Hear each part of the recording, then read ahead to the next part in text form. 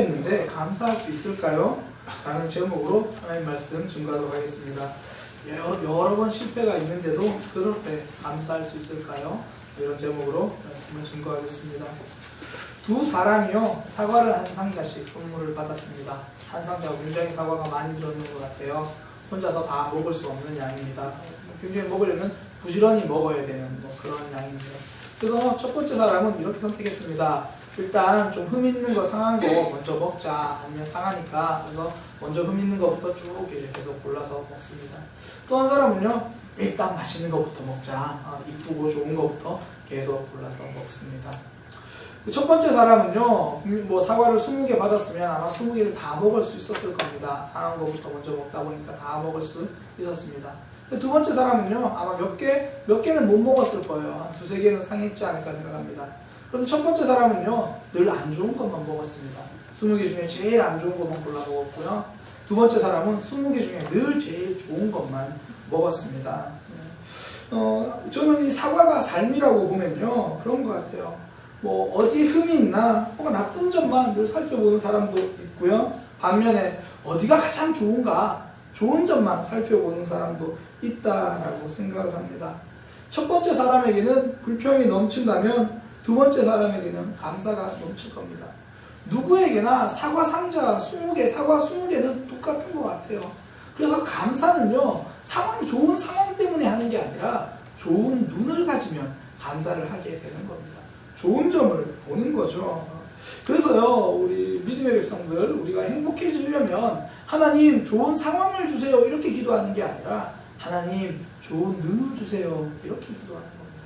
좋은 눈을 가져야 우리가 좋은 모습들을 바라볼 수 있고 행복해질 수 있다라는 거죠.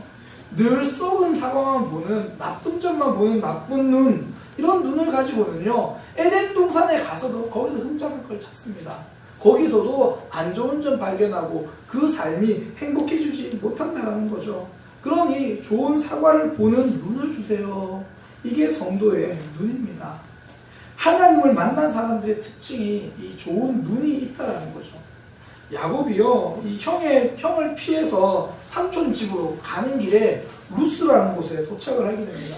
거기서 잠을 자려고 누웠어요. 뭔 잠이 올까요? 형이 자기를 죽인다는 것 때문에 피해서 도망가는데 이제 어떻게 사나? 이 문제가 과연 어떻게 해결되려나? 답답한 거죠.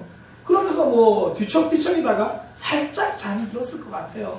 비몽사몽간에 꿈을 꿉니다. 그때 하나님의 천사들이 계단을 오르락내리락 하는 것을 보는 거죠. 그리고 하나님을 만납니다. 하나님을 만나고 야곱이 그곳의 이름을 바꿉니다. 벳엘, 하나님의 집, 이렇게 바꿉니다.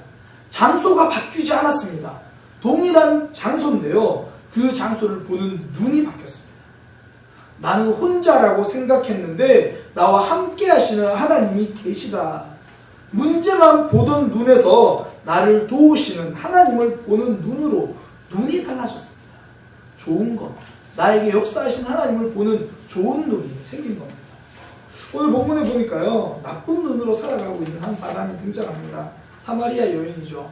남편이 5이 있었다 이야기를 하는데요, 첫 번째 결혼을 했을 때는 기대감을 가지고 했을 거잖아요. 내 인생 진짜 지금부터 꽃핀다, 행복할 거다, 잘 될 거다, 그런 마음 가지고 결혼 생활 시작했습니다. 그런데 무슨 이유인지 헤어지게 되었습니다. 사별이든지 아니든지 어쨌든 굉장히 슬픈 일이죠. 아픈 일입니다. 내가 이렇게 살아야 되나, 그런 생각도 했을 거죠. 생각지도 못한 아픔에 해결책이 안 보이는 거예요. 그런데 그것도 또 시간이 지나면 어떻게든 마음을 좀 추스리고 상황이 정리가 되는 것 같아요. 우리 어른들이 좀 하시는 표현, 죽으라는 법은 없으니까 그러면서 또 살아가요. 살아가면서 그러다 보니까 또 다른 사람도 만나고 그렇게 된 거죠. 다시는 사람 못 만날 줄 알았는데 또 만나서 적응하면서 살아가더라는 겁니다. 우리가 그런 것 같아요. 처음에 문제를 만나고 실패하고 그러면 어떻게 사나 그런 생각이 들어도 시간이 지나면 또 어쨌든 방법은 찾게 되는 것 같아요. 그래서 항상 버티는 게 힘이다, 그런 생각이 듭니다. 그런데 그 여인이요, 한 번 실패를 경험하고 나서 또 실패합니다. 2번, 3번, 다른 사람과 결혼하고 5번째 남편까지 함께 살게 되는데 계속 실패합니다. 야, 뭐 어떻게 5번이나 결혼하지? 처음이 힘들어요. 나중에는요, 별로 기대를 안 하는 거거든요. 한 2번 정도 실패하면 내 삶에서는 행복은 없을 거야. 그러니까 아무나 그냥 크게 많이 생각지 않고 만나는 거죠. 어떻게든 살아야 되니까. 이 당시에 여인 혼자 산다는 것은 경제력적으로 책임이 안 되는 거거든요. 그러니까 어떻게든 살아야 되니까 큰 기대 안 하니까 그렇게 만나는 거죠. 그러니까 좋은 점을 찾아볼 수 있는 힘이 없어진 거예요. 내 인생이 그렇지 뭐. 실패가 계속되니까 기대감이 사라집니다. 인생을 한없이 힘들게만 보는, 나쁜 점만 보는 눈을 가지게 된 겁니다. 실패가 인생을 실패하게 만드는 게 아니라 실패 속에서 생겨난 나쁜 눈, 이 나쁜 눈이 실패한 인생을 만든다라는 겁니다. 혼다 jet이라는 거 혹시 들어보셨습니까? 혼다에서 만든 비행기입니다. 혼다는요, 오토바이나 자동차도 잘 만들지만 혼다가 비행기까지 만들어냅니다. 세계적인 수준의 오토바이, 세계적인 수준의 자동차, 그리고 오케스트라를 지휘하는 로봇까지 혼다가 만들었어요. 그래서 혁신적인 기업의 대표 그러면 혼다를 많이 이야기합니다. 이 혼다에서는요, 이 특이한 제도가 하나 있는데요. 올해의 실패왕입니다. 매년 그 회사 연구원들 중에서, 뭐 임직원들 중에서 결정이나 그런 것 중에서 가장 크게 실패한 사람에게 상을 줍니다. 100만 엔이라는 상금을 줍니다. 올해의 실패왕. 제가 환율은 모르는데 뭐 대충 한 1,000만 원 좀 우리나라 돈으로 넘는 것 같아요. 실패만 잘해도 돈 받습니다. 그런 거죠. 무슨 의미입니까? 실패를 두려워하지 말고 꿈을 향해 과감히 도전하라는 거죠. 우리 회사는 실패는 허락해도 안 될 거야 라는 실패의 눈은 허락하지 않겠다라는 겁니다. 나쁜 눈은 허락하지 않겠다라는 거죠. 그러니까 새로운 제품이 가능하고요. 혁신이 가능한 겁니다. 나쁜 눈은요, 보지 못하는 눈보다 더 안 좋은 거예요. 새롭게 시작하지 못하게 만드는 겁니다. 지금 사마리아 여인이 그 나쁜 눈을 가지고 있는 거예요. 5번 실패 속에서 감사할 수 있는 눈이 사라졌습니다. 그때 예수님을 만난 거예요. 우리가 사마리아 여인 계속 살펴보고 있는데 첫 번째 살펴볼 때 그런 얘기 있었습니다. 예수님이 작정하고 사마리아로 가셨다. 에데이, 머스트, 꼭 사마리아로 갈 거야. 작정하고 가신 거예요. 사람들은 실패한 사람이라고 다 외면해도 예수님은 작정하고 찾아가시는 겁니다. 혹시나 지금 실패 속에 있으십니까? 예수님이 바로 옆에 와 계실 거예요. 답이 없어 보이는 삶이십니까? 답이 되시는 예수님이 이미 옆에 와 계신다는 겁니다. 손 내밀어서 예수님 붙들면요, 승리를 경험하는 겁니다. 실패만 보는 눈이 나쁜 눈이라면 우리 곁에서 이미 손 내밀고 계신 예수님을 보는 눈, 이 눈이 좋은 눈입니다. 예수님이 계신다. 소망이 되잖아요. 내 인생이 끝나지 않았다. 감사할 수 있게 만들어 주시기 때문입니다. 5번 실패했는데도 감사할 수 있을까요? 좋은 눈이 있으면 감사할 수 있습니다. 예수님이 나와 함께 하신다. 이 눈이 있으면 되는 거예요. 실패한 인생, 성공한 인생으로 변화시켜 줄 수 있는 겁니다. 그럼 어떻게 내 곁에 계신 하나님, 내 곁에서 손 내밀고 계신 예수님을 우리가 경험할 수 있고 볼 수 있을까요? 나는 계속 지금 실패하고 있는데, 나는 답답하고 내 인생 불안한데 어떻게 나에게 손 내밀고 계신 예수님을 볼 수 있을까요? 경험할 수 있을까요? 예배의 회복입니다. 예배가 무너지니까 곁에 계신 하나님이 보이지 않아요. 느낄 수 없어요. 사단의 전략이 뭐냐면 본질을 흐리는 거예요. 예배의 본질을 흐려버리는 거예요. 그러니까 예배가 무너져 있는데 예배가 무너진 줄 모르고 있는 겁니다.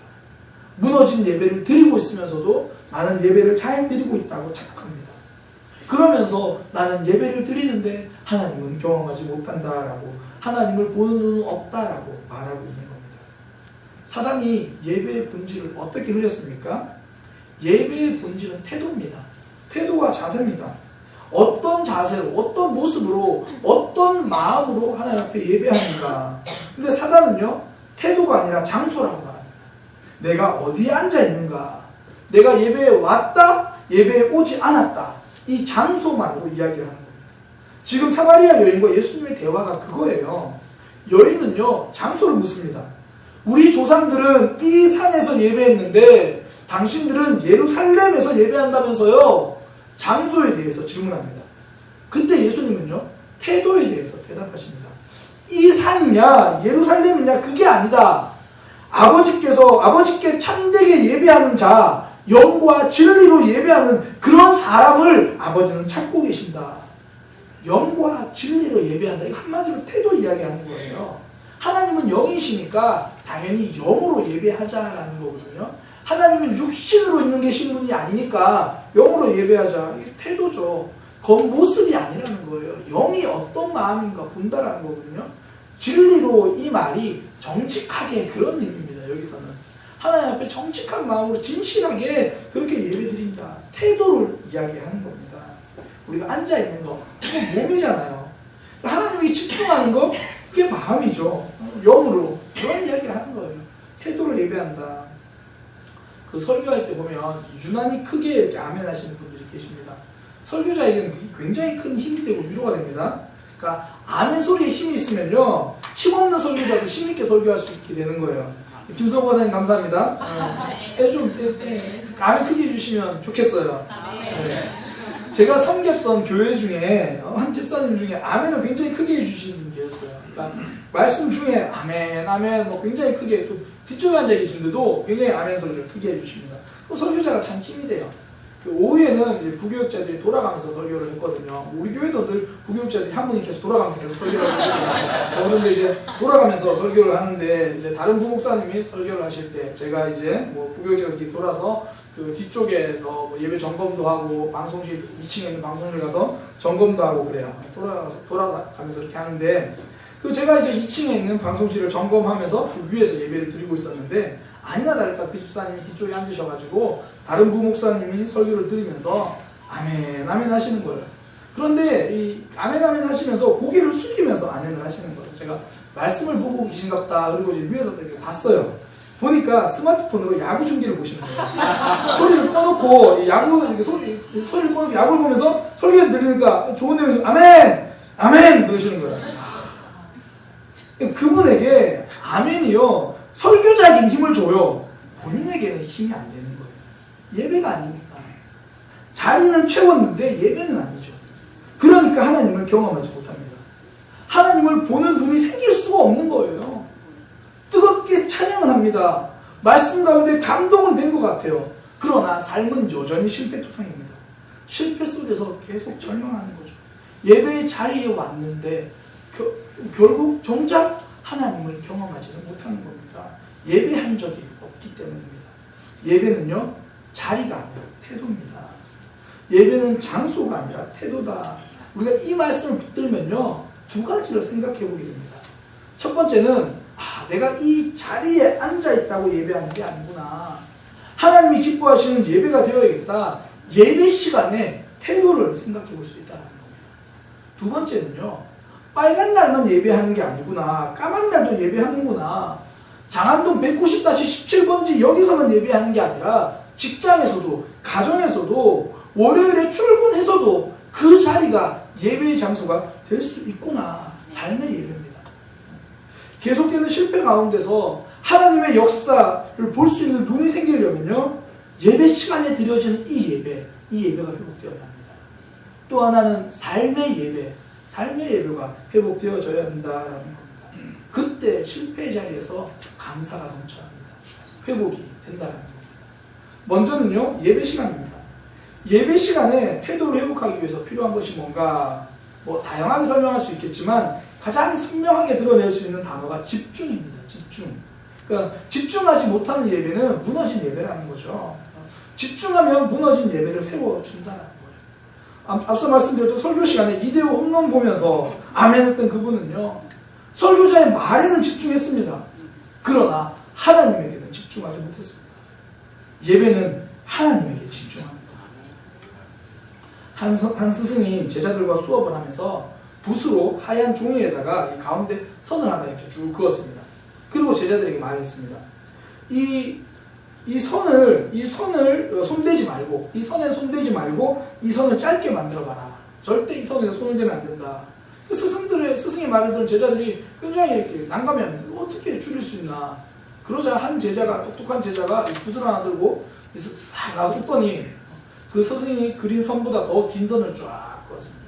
졸지에 그 선이 짧은 선이 됩니다. 더 긴 선을 그어 놓으니까요, 그 그 전에 있던 선은 상대적으로 짧은 선이 되어버린 거죠. 하나님께 집중한다라는 건요, 문제를 짧은 선으로 만들어버리는 겁니다. 인생에서 하나님을 만나는 것보다 더 중요한 일은 없거든요. 이것이 가장 중요하다고 생각하면 내 인생의 문제는 작아집니다. 철저히 실패하던 인생이 철저히 승리한 인생으로 달라지기 시작한다는 거죠. 항상 작은 문제는요, 큰 문제로 이기는 겁니다. 제가 참 좋아하는, 저하고 개인적으로 좀 자랑스럽게 생각하는 사역자 동생인데요. 그 친구가 독일로 유학을 준비하고 있어요. 이제 2월 28일 날 출국하거든요.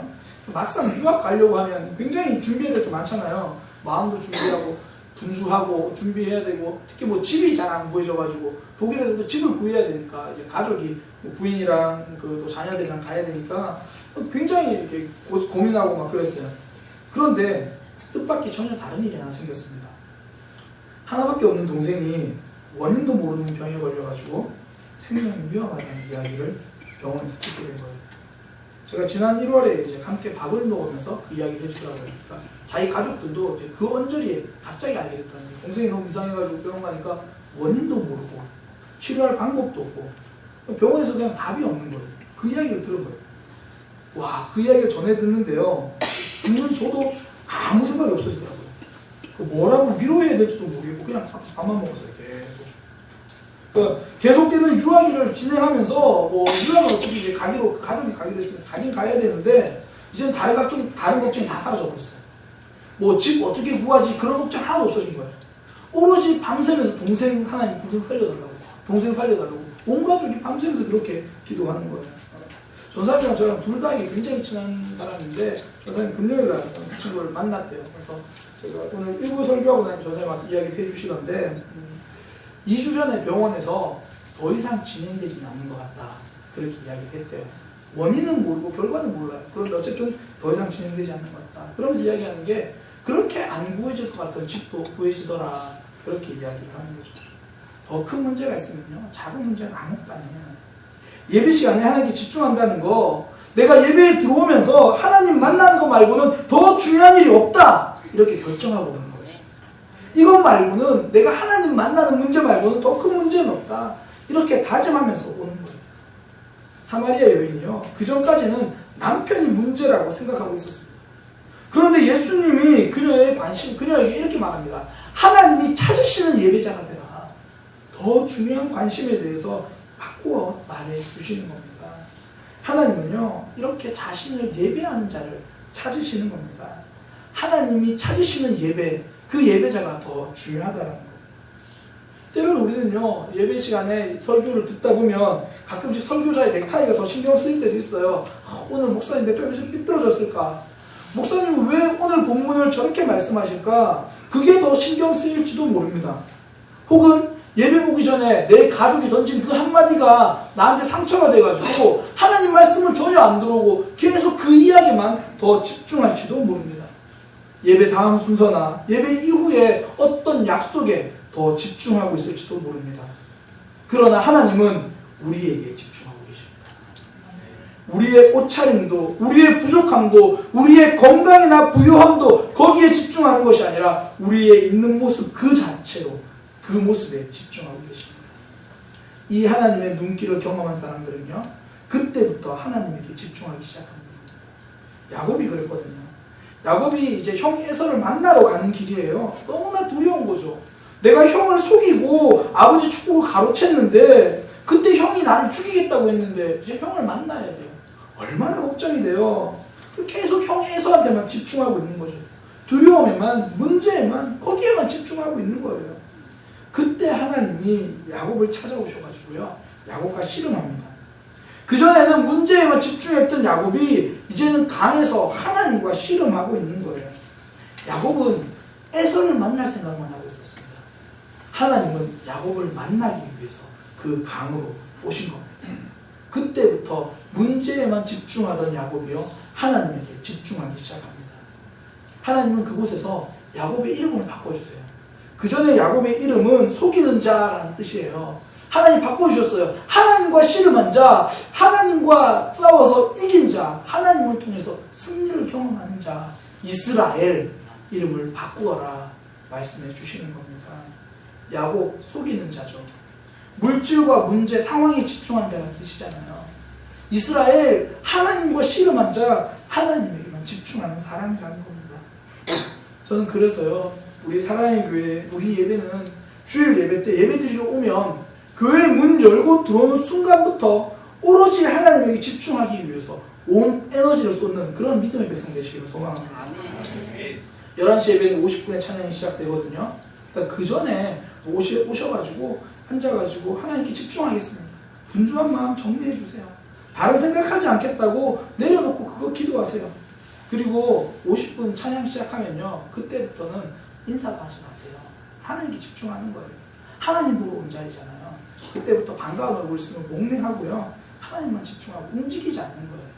전사님, 그래서 그 다음 주부터 실제로 적어 놓으세요. 그 50분 찬양이 시작하면 움직이지 마세요.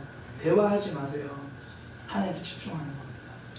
예배를 통해서 하나님 경험하러 오는 거거든요. 반가운 인사는 예배 마치고 나면 하는 게 있는 거예요. 제가 왜 붙여놓으라고 하냐면 잊어버리거든요. 왜냐면 너무 반가우니까 한 주 만에 만났는데 인사하려고 하다 그거 보고 일단 찬양하자. 일단 움직이지 말자. 예배에 뭔가 부족해도 전사님께 말씀하세요. 전사님 하실 거예요. 오로지 예배에 집중하시면 됩니다. 우리 그 어떤 학생이 전사님의 별명을 미어캣이라고 붙여주셨다고요? 뒤에서 예배가 이제 혹시 뭐가 문제가 있나 계속 이렇게 보고 계시니까 전사님이 하십니다. 나머지는 오로지 예배에 집중하시면 되는 겁니다. 우리가 함께 고백의 기도하는 것도, 우리가 주여 우리는 연약합니다 고백하는 것도 다른 게 아니잖아요. 하나님, 오늘 예배에 집중하기 원합니다. 내가 몸은 왔는데 아직 마음은 오지 않은 것 같아요. 내 마음도 오게 해주세요. 집중하는 겁니다. 예배 때 하나님께 집중하면 그때부터 인생이 달라집니다. 예배는 장소를 채우는 숙제가 아닙니다. 하나님께 집중하는 축제입니다. 그때 실패의 삶이 회복의 삶, 감사의 삶, 성공의 삶이 되는 겁니다. 두 번째는요, 삶의 예배입니다. 장소가 아니라 태도라는 말은 이곳에서만 드리는 예배가 아니라 우리가 예배를 마치고 2층에 올라가서도 예배는 계속되어진다는 얘기고, 가정으로 돌아갔을 때도 예배는 계속되어질 수 있다는 것이고, 직장에 가서도 예배는 계속될 수 있다는 겁니다. 예배는 빨간 날만 드리는 게 아니라 까만 날도 드릴 수 있다는 거죠. 이게 삶의 예배입니다. 이 삶을 예배로 만드는 방법 뭐냐면, 말씀에 자꾸 자기를 비춰보면 돼요. 하나님에게 자꾸 자신을 비춰보면 되는 거예요. 그러니까 우리가 생활할 때는 하나님이 안 보이시잖아요. 근데 말씀은 보이거든요. 하나님의 음성은 안 들리잖아요. 설교 말씀은 들리거든요. 그 말씀에 나를 비춰보는 것, 이게 삶의 예배입니다. 비춰봄이죠. 지금 사마리아 여인이요, 예수님 언제부터 인정하기 시작했냐면, 내 삶을 다 아시는구나, 이거 깨닫고 나서 예수님 인정하기 시작하는 거예요. 남편을 데려오라. 저 남편 없는데요? 그 말이 맞다. 너 5명 있었지 않냐? 그때부터 내 삶을 다 아시네? 이거 인정하면서 예수님을 인정하기 시작하는 겁니다. 예수님이 내 삶을 다 아신다? 하나님이 나를 다 아신다? 이거 인정하고 나면요, 남은 건 딱 하나예요.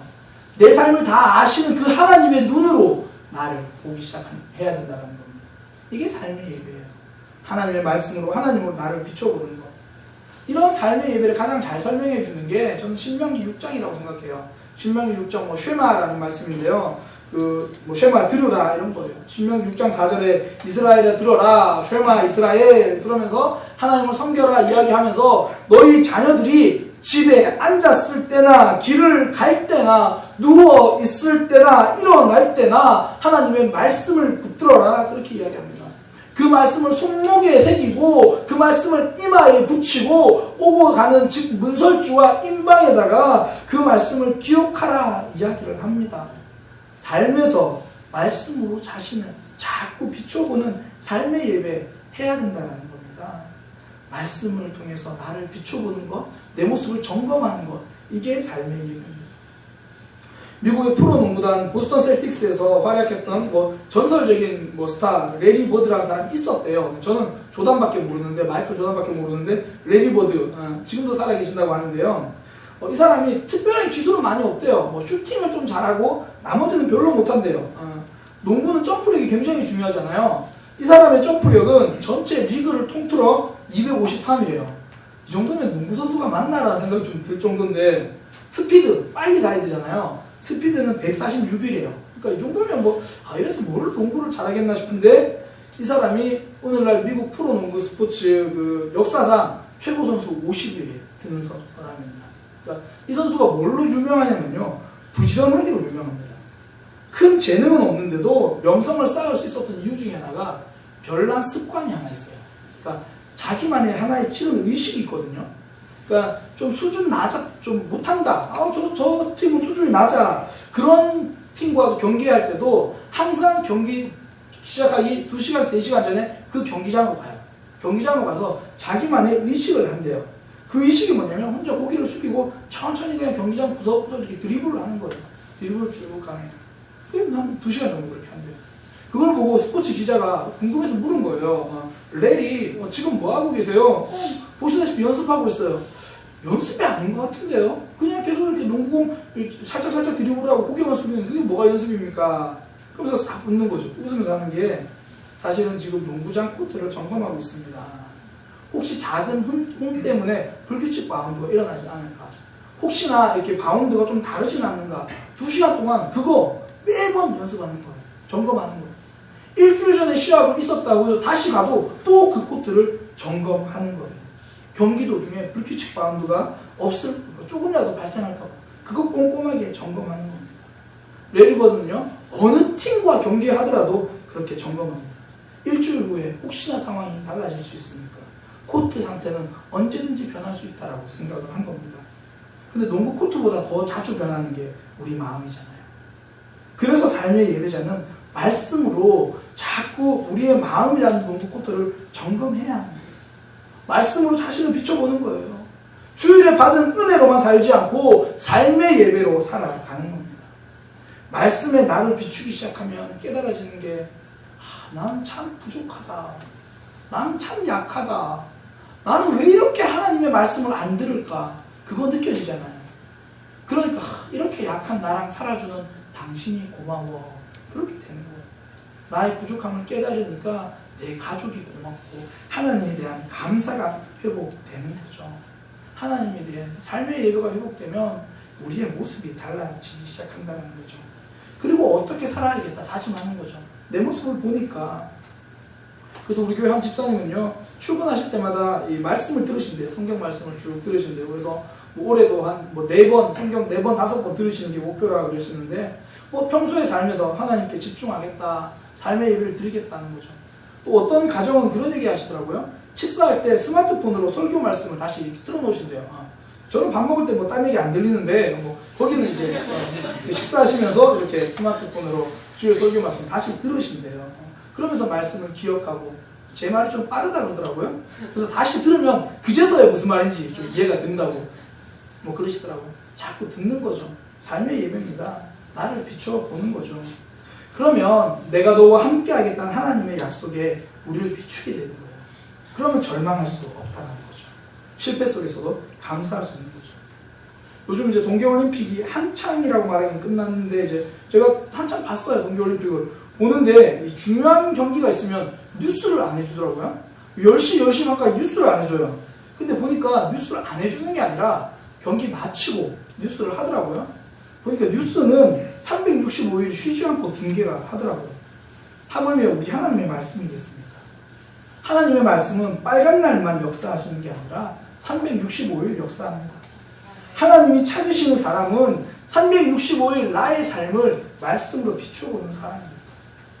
내 결정이, 내 행동이, 내 말이, 내 선택이 하나님이 보시기에 부끄럽지 않은가, 그거 비춰보는 것, 그게 삶의 예배입니다. 한 광고 이야기를 하고 마치려고 합니다. 그 독일의 대형 슈퍼마켓 체인 에데카라는 곳의 광고인데요. 이 광고에는 그런 내용이 나온대요. 자녀들이 부모님께 전화를 해서 명절, 이제 주로 성탄절이 그런 유럽 쪽에는 명절이니까 아버지 이번 크리스마스 때 못 갈 것 같아요. 이런저런 이유로 못 갈 것 같아요. 막 이야기를 한대요. 그런데 보면 옆에 다른 화면이 이게 거짓말인 거예요. 그러니까 그냥 이렇게 하기 좀 그러니까 거짓말하면서 계속 못 간다고 하는 거예요. 그러니까 아버지도 꾀를 냅니다. 한 가지 거짓말을 하는 거죠. 자신이 죽었다라고 부고를 자녀들에게 보내는 거예요. 그러니까 자녀들이 그 이야기를 듣고 깜짝 놀라가지고 이제 그 성탄절에 하나둘씩 모여요. 근데 딱 펼쳐진 게 장례식이 아니라 성탄절 만찬이죠. 놀란 자녀들은 아버지에게 막 말하니까 아버지가 어떻게 해야 너희들을 다 집에 불러모을 줄 몰라서 내가 이렇게 했다. 이제 광고가 돼요, 이게. 그래서 뭐 수년 만에 즐거운 만찬을 하면서 가족들 아름다운 모습으로 광고가 끝나요. 어쩌면 우리가요, 예배의 자리만 채우면서 예배했다고 뻔한 거짓말을 하고 있는 것은 아닌지 모르겠습니다.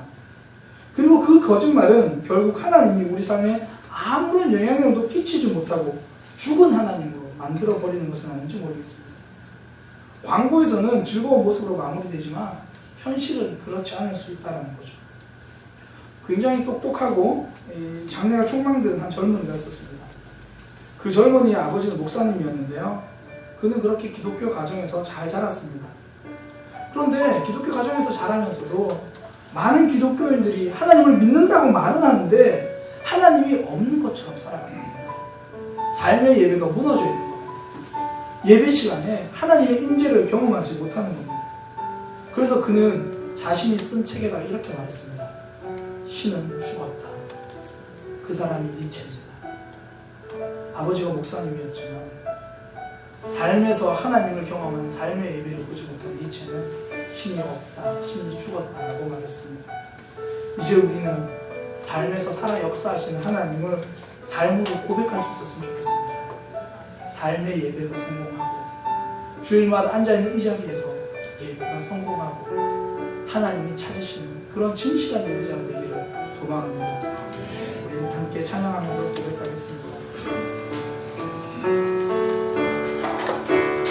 주를 위한 이곳에 예배하는 자들 중에 그가 찾는 이 없어 주님께서 슬퍼하시네. 주님이 찾으시는 그 한 사람 그 예배자 내가 그 사람 되니 간절히 주께 주를 위한 곳에 예배하는 자들 중에 주를 위한 이곳에 예배하는 자들 중에 그가 찾는 이 없어 주님께서 슬퍼하시네. 주님이 찾으시는 그 한 사람 그 예배자 내가 그 사람 되니 간절히 주께 예배하네. 주를 내로 이곳에 서 있네. 주임제에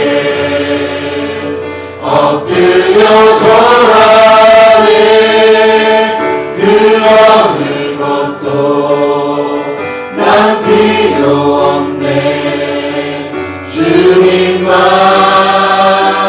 경배해. 주은혜로 이곳에 서 있네. 주임제에 엎드려 절하네. 그 어느 것도 난 필요 없네.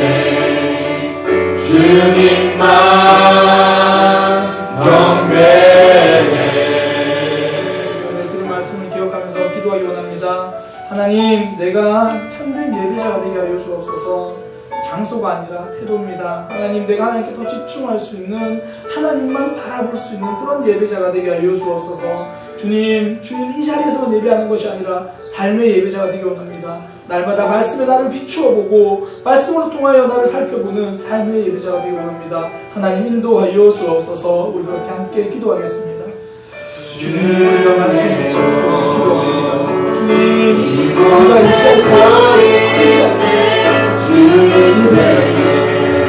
자리가 태우고 하나님의 영신, 영과 진리로 우리 속에 있는 그런 생각들 마음도 내려놓고 하나님께 집중하는 삶의 예배자, 진정한 예배자, 태도가 살아있는, 자세가 살아있는 하나님이 찾으시는 예배자가 되시는 주님을 주옵소서.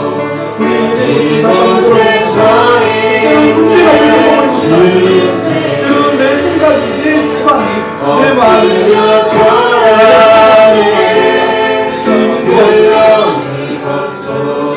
주님 앞으로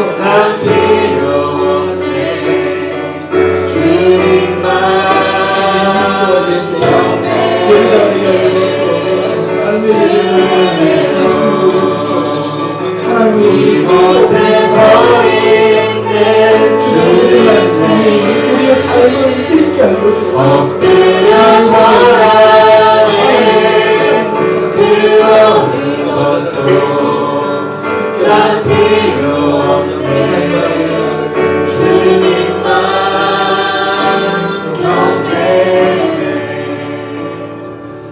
하나님, 삶의 예배자가 되기 원합니다. 예배의 자리로 나왔을 때에 다른 거 다 내려놓고 하나님에게만 집중하기 원합니다. 그래서 하나님을 보는 눈이 열려지기 원합니다.